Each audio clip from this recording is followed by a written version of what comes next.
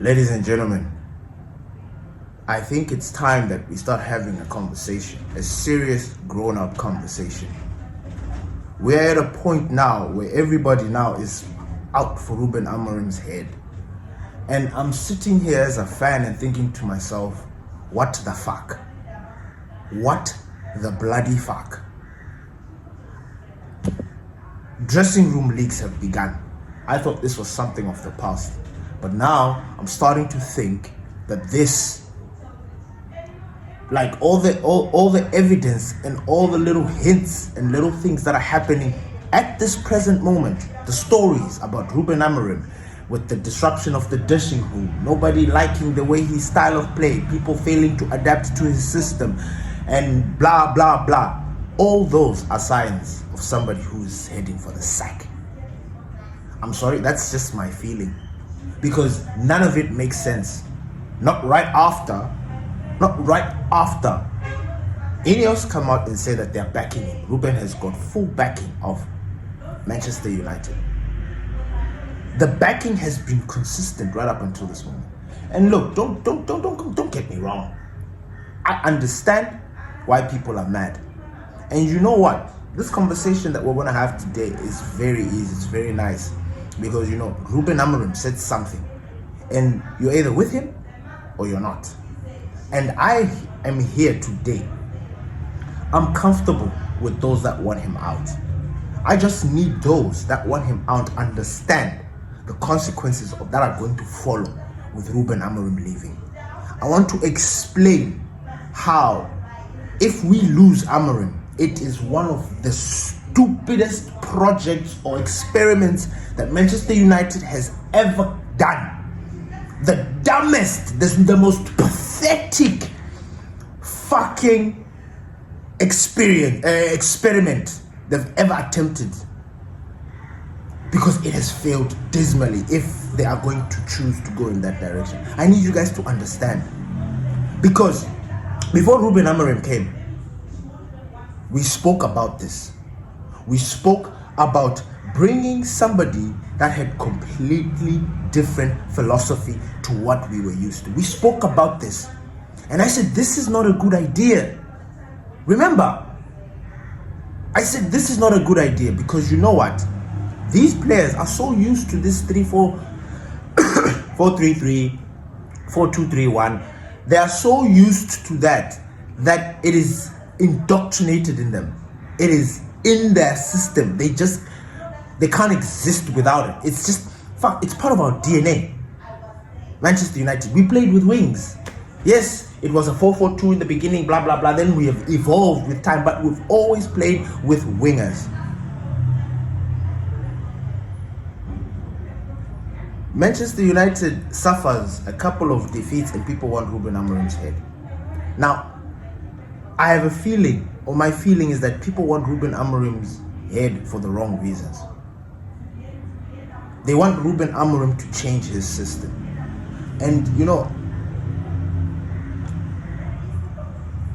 you fans annoy me, especially fans that have never played football or fans that have never been in that environment. Now, I know this sounds harsh, and every time I try to speak of these players, or even this, apart from when I'm mad, I just go in. I try to see it from their point of view.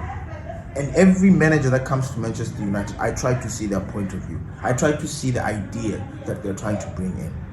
And Amorim's system has been met with resistance ever since the beginning. Nobody wanted to accept it. I am telling you right here, right now, that there is evidence, there is proof that this system works. It has got nothing to do with the system. Nothing to do with the system. It's these players. I don't know how many times we've got to say this. It's the players. The mentality is just not right. I don't know how we can fix that. I thought there was going to be a psychologist in there doing something. I thought so. But at this point, it looks like there's nothing. There's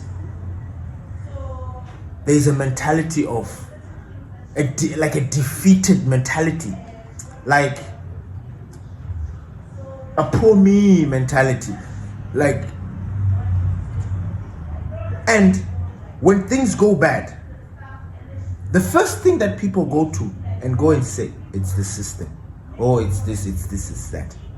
Now, I'm sick and tired of it. And I just want to call a lot of bullshit out, and I'm just going to put things there. Obviously, I'm not saying that what I am saying is correct. No. But I'm looking at my club, and I just feel like everything that is going on around is just bullshit. The same people that were advocating to get Erik ten Hag sacked and bring Ruben Amorim in are now all of a sudden turning their backs on Ruben Amorim. Like, do people not understand that constant change will not bring the success that we need? Especially not us. I think we have already established that Manchester United is a different kind of beast. This is not like any other club where a manager goes in and then all of a sudden there's this bounce back. There's this manager bounce back. We have already seen that does not exist at Manchester United at this current present. Maybe it's there. Maybe these players are just waiting for another manager to come in and just so that they can start firing from all cylinders. But then that I feel like that is bullshit. Now these talks, these leaks of the players are unhappy in the dressing room, the players are not happy with Ruben Amorim's system, that is bullshit. That is absolutely rubbish.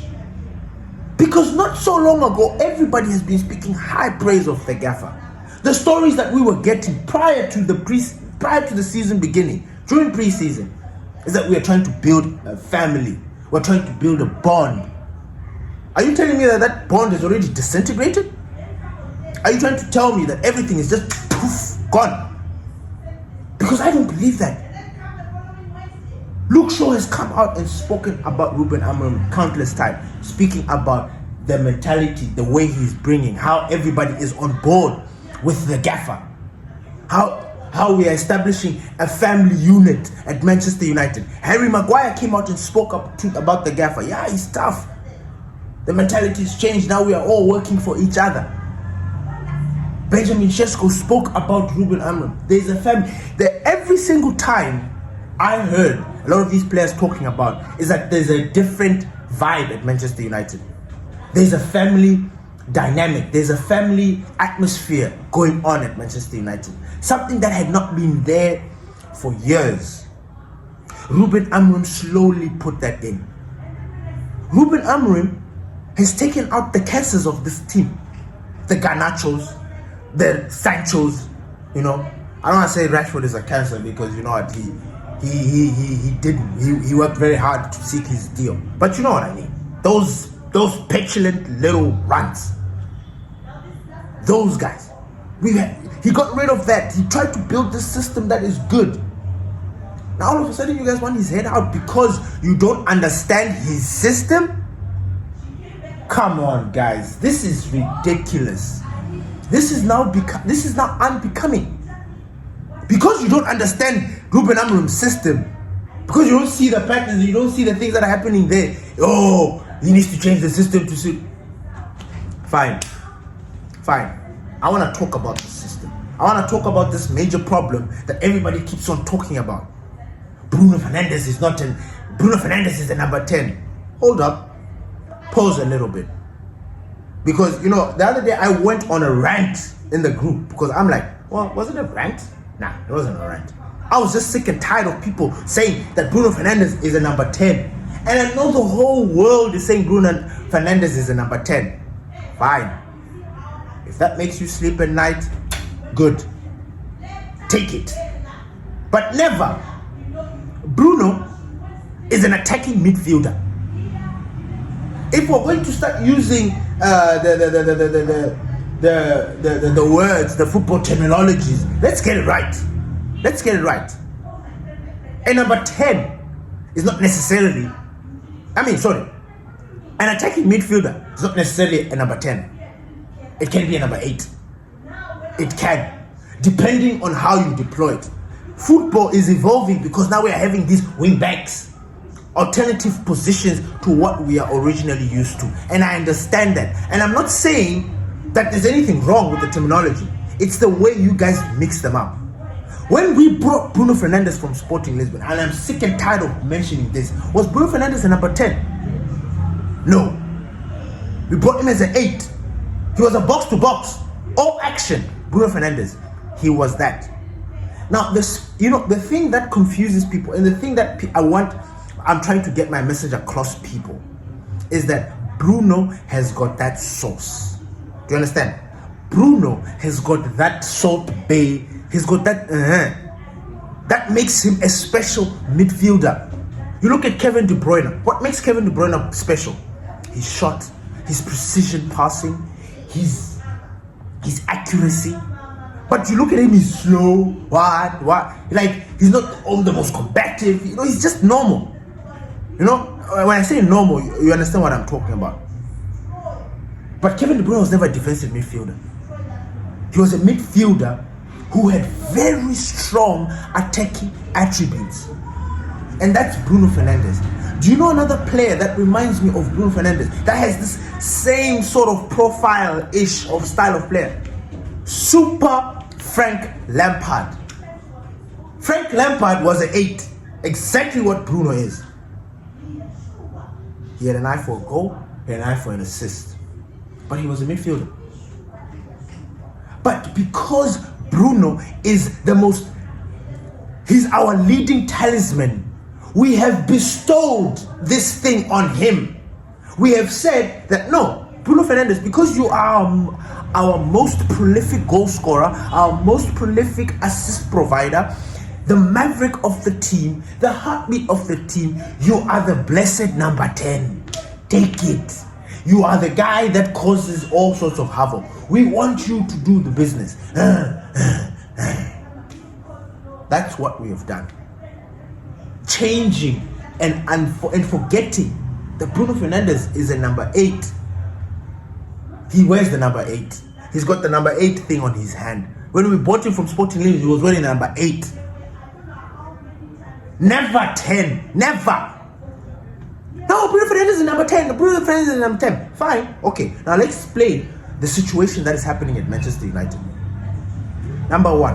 And I'm sorry for going back, but I need people to understand the reason why Bruno Fernandes is playing in that midfield pivot with Casemiro or whoever is there, or whoever is there capable. Our team, especially our midfielders, let's go back. Let's think back. There was a time where everything just capitulated, together with Bruno. It almost looked like Bruno was that bad because of everything because of the shit show that was happening.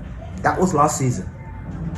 And for some reason, Bruno kept nicking assists, goals, until he got to double digits.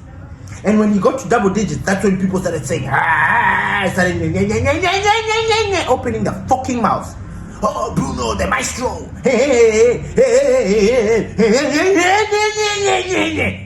Bruno, hey. What the fuck? Forgetting. And now we're in the same position. People are just like, nah. Now, Kobbie Mainoo, man, I love this boy. And I want people to understand that. I don't want Kobbie Mainoo to go. I don't. But I will not put a player that's not ready. I will not, and when I say not ready, don't get me wrong. Because yes, he's a generational talent. He was a key figure in the Euros. I'm not saying that.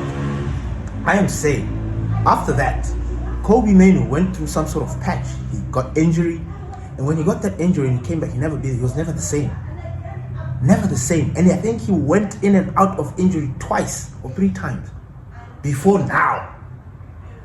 Kobbie Mainoo himself has never been the same.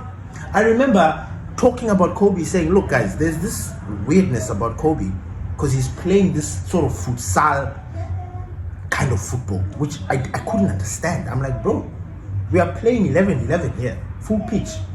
This idea of you trying to play like you're in a very closed area doesn't make sense.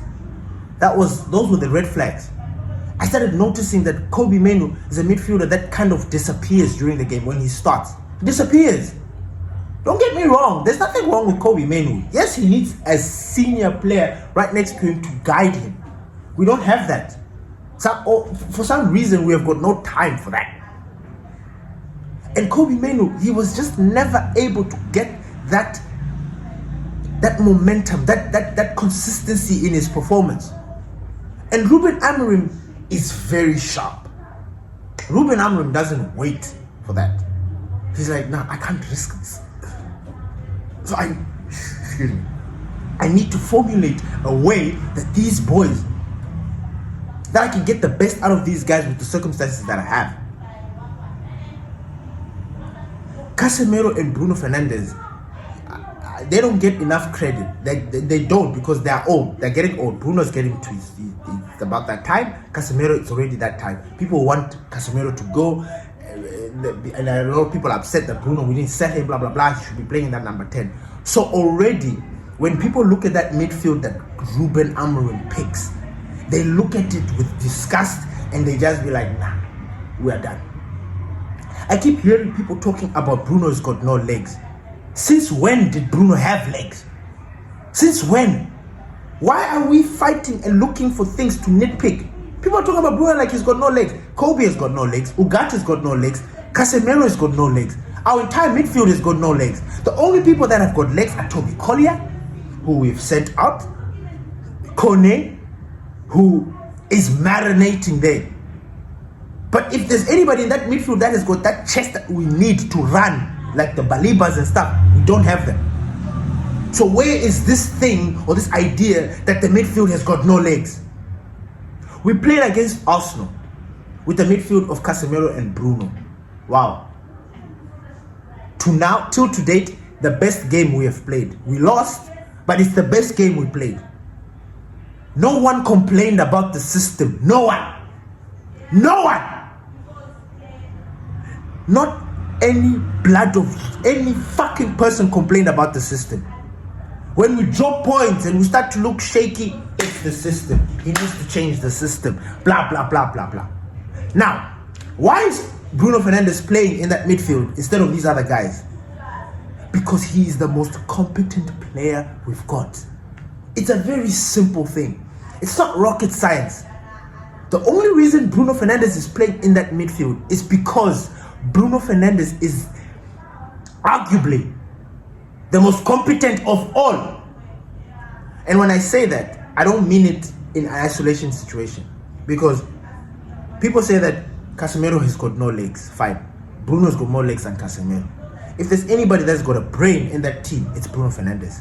He is erratic, yes, but he gets things going. That game against Arsenal, he was controlling that midfield with Casemiro. Very nice. He was moving from side to side, opening channels, looking for those gaps, looking to thread passes. I truly believe Bruno, this Bruno that we are seeing now playing in this midfield, is the most disciplined Bruno I've ever seen. I'm excited. I'm happy. The reason why I'm happy is because I feel like Bruno himself has got the memo. And he's like, look, man, we don't have the players. You know, he takes me, he strikes me as that kind of player. Bruno didn't go to Saudi Arabia, guys. He turned down that deal. I don't know why we look down on that, but he did. He did to stay and fight for Manchester United. Now he has given us so much. And now when it's time for us to give him back, you know, to help him now reach certain goals, we're turning our back on Bruno Fernandes. I agree with Ruben Amorim. Bruno Fernandes has got range of pass. Bruno Fernandes is usually 2 steps ahead of players when he is in the attack. Our players, I'm sorry, some of our players I don't understand. I don't understand. Patrick Dogu, I don't understand what the fuck. In fact, I do. He's from Lecce. There's a reason why he was playing at Lecce. I'm sorry. There's nobody that can come here and convince me that they're going to get the best out of Dogu. Like Dogu is going to be the next generational thing. He's not. Which now begs the question and makes me wonder, did Ruben Amorim truly want Dogu? Because when we bought Dogu, it was a fast thing. I don't believe that this guy was the one that authorized this thing. We wanted Giovanni Quenda, who went to Chelsea, but he's still at Sporting Lisbon. But he signed for Chelsea. We ended up taking Patrick Dogu. So for people to start thinking that Patrick Dogu is the next thing that has ever come to Manchester United, Tofiakwa. Now, he was the...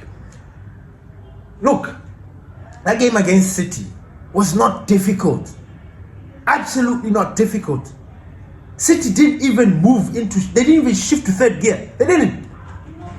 They were just taking it as normal. Our guys just fucked it. Now Dogu, I look at Dogu, I'm finding this guy is the only player who is finding himself up top, and he's wasting. And I keep asking myself, why? Who is telling this guy? Maybe that's Ruben. I'll blame Ruben for that. Stop telling, because this is the same stupid instruction that Diogo Dalot used to get. He just bombs forward with no idea, no brains whatsoever, just going there to do stupid things. Dogu against City had double digits in the opposition's box that side. What did he do? He doesn't put the cross. Why? I don't know. Put the banana. Every time I look at other teams, Arsenal, Chelsea, Newcastle, Man City, Liverpool, everybody, these guys are feeding their striker. They are putting the bananas all the time. Why? Dogu is given he's in the space. Put the banana. He doesn't put the banana. He wants to come back and do some stupid shit. He wants to take on players like he can. He wants to shoot on his right foot like he knows how to use his right foot. And we clearly see that, big man, you're just a one-legged dude. So this thing of this idea that Dogu is all of a sudden our attacking outlet, it makes me sick to my stomach, because he's not that guy. He's not. He'll never be that guy. I'm sorry. Dogu is not it. I love him. I'm gonna support him. If he does well, I'll praise him. But I'm already raising the alarms like I always do with every player that I have a problem with. This is the next guy, Dogu. Dogu is not good enough for us. He's like a dog with no bite, a bark with no bite.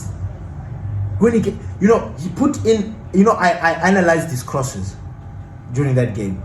Not one was a cross of purpose. Something. Somebody that is. A cross when you see a cross. You know what I'm saying. When Mbuemo puts a cross that side sometime. When a cross is a cross. When Mason Mount. And a cross. You understand what I mean? When a cross is a cross. Out of those 12 shots that he did, I think there was maybe one or two that I could say that, hey, if he caught this, maybe. And one of them, it was him being under pressure. The only time that Dogu releases the ball is when he's under pressure. Never when he's not on pressure. He wants to drive into the byline. I don't know what he's being fed. Now, if that is an instruction that has been given by the gaffer, then that is a big problem. And for that, I'll call Ruben out for him. But this idea that Bruno Fernandes cannot deal with this midfield drives me crazy. Ugarte, I'm sorry. Ugarte, I've already spoken about Kobe Mano. I already said that, look, he wasn't good enough. He was still building his thing. Ugarte, West, different story. We were complaining, wondering, why is Ugarte not starting? It makes no sense. 57 million or 50 what? 50 what? 50, whatever. 50 what? Sitting on the bench there, drinking mate every time, smiling, looking like he's lost, like he's got no clue what he's doing. What the fuck? When he is the guy that we need the most, because people are talking about these legs. But I have analyzed Ugate's game, and Ugarte is not a defensive midfielder. I'm sorry. Maybe he is, but his attributes and his characteristics, he is more of somebody that just, I call him the cleaner, right? He's more of a guy that just disturbs, that just causes all sorts of disruption, But to say he's that holding, sitting, nah, it's not it. Because he likes to find himself up top. And the reason why he finds himself up top is because he has a knack for breaking, like from stopping counterattacks. That's something that I like about Ugarte. He can read the game. He can see the ball. But when he gets it right, that's the only time we shine. If he doesn't get it right, it's a disaster. It's an absolute disaster. So Ugarte was not ready or competent. He was giving us some very bullshit performances. Kobe Mainoo, I've explained to you, he's had this very slow, gradual rise, and when he's been given opportunities, he's becoming a ghost. If you guys think I'm lying, go and watch Ruben Amorim embargoed interview, press conference for Man City. The embargoed one, not the one before, the embargoed, because that's where he gives all the ideas and details about Kobe Mainoo that I've been talking about. I swear to God, when I watched that interview, my heart dropped. Man, I started being like, whoa, what the fuck? I got goosebumps because I'm like, fuck, this is exactly what I've been talking about. Now, it's not Kobe's fault. No, it's the system. It's the system. The system needs a different kind of... Now, this is where my problem is. Because the gaffer is coming out every single time saying like, look, I'm trying to get these guys, I'm trying to whip them into shape. Kobe Mainoo is a child. I'm sorry, he's a child. Kobe Mainoo is supposed to understand this system. These young players, I'm sorry, I do not accept that players cannot adapt to the system, especially if they're young. I can understand Casemiro. I can understand Harry Maguire because they already hit their 30s. They've already hit that thing of like, you can't teach an old dog new tricks. But there's still players still today that are in that bracket that still learn. So why is it difficult for our Kobe Mainoo to fucking work hard? To pull up his bootstraps and fucking grind. Man, work like a mad dog. I don't care. Even if you collapse, and even if you vomit, work hard. Make sure the gaffer puts you in that team. Because I trust Ruben. I trust his selection. I trust who he puts in that midfield pivot. I trust him because he has already seen who is able to deal with the pressures, whether it's the beginning of the game, whether it's in the middle, whether it's whatever. Whoever has the ideas to get out of it, he knows. Now, I want to bring this thing up again, and I know it's going to upset a lot of people, but I'm trying to drive a point. Grimsby, we had a pivot of Ugarte and Kobe Mainoo. We lost that game.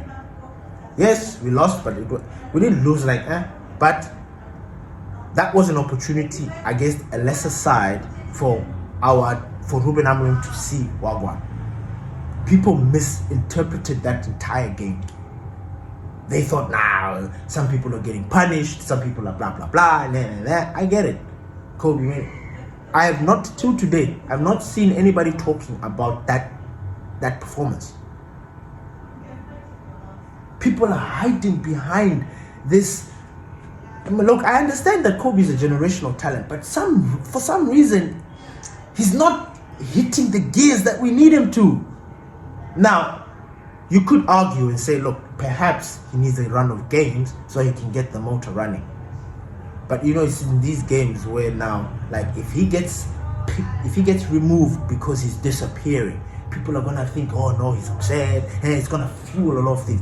And I truly believe the gaffer's avoiding that. And I'm sorry, I'm in sync with Ruben Amorim. I don't know how a lot of people are not in sync with him, and it drives me crazy. It really drives me crazy. But he is. He is. Bruno Fernandes. Look, against City, Bruno Fernandes was playing that midfield with Ugarte, right? By the way, shout out to Ugarte. I didn't expect him to have that sort of good game that he had. It wasn't good enough, but it was alright. It was better than what we had seen previous from Ugarte in a long time. Maybe that international break was something that he needed. Fair. Came back, put up a decent performance. I was happy with him. In fact, he was amongst the best 2 players on the pitch for Manchester United, or 3, according to me. So I was happy, but I didn't expect it. I was surprised when I saw him in the lineup because I'm like, whoa, this guy has had this thing where when he's in that defensive area, he just falls asleep. And people just pickpocket us and they fucking go and score. Why is Ruben trusting him? Then he brought in Kobe Mainoo. You see, slowly went. Kobe Mainoo did his thing. I'm happy. If Kobe Mainoo is not ready to start a strong game, don't start him. Let him come in and have that impact. Let's have our team back. This season was like we were hoping that our midfield, because that was it. Everywhere else is sorted out.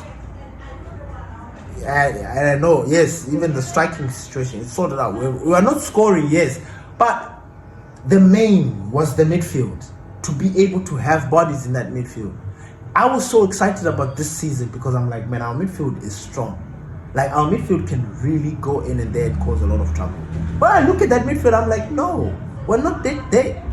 And not getting Baliba or another midfield deadline day is going to bite us. It truly is. Because everybody wants Bruno Fernandes to be moved. Now, I want to ask you this question. Did you notice when Bruno was moved up top against Man City, all of a sudden the midfield felt open? Maybe you didn't see it, maybe you didn't pick it up. It's fine, I understand. I noticed it. I'm like, you see, you want Bruno out of that midfield, but look at how all of a sudden it is just open. And who was in that midfield? We had Kobe Menu, we had Ugarte. The blind leading the blind. Now, physically, individually, these players, like, I'm not talking about what has happened in their life. As players, they are very capable. They should be able, like, they are our future. Ugarte is 23, turning 24. Kobe Menu is 20. They are the future of this club. How is the future of this club, who are at the right age, failing to break into this team? Ask yourself that question. Ask yourself that question. I support Ruben Amorim. I think Bruno's perfectly fine where he is until we find another midfielder who can completely absolve Bruno of those duties in that midfield. I say you stick with Bruno. Bruno is the heartbeat. I've always said why this team is not built around Bruno Fernandes is beyond me. We're supposed to build it around him. We're supposed to find a midfielder that complements him. We're supposed to find people that understand Bruno's brain. Move forward. Thank you, everybody, for listening to the Glory Rates podcast. It's your boy, Don Benito. Peace.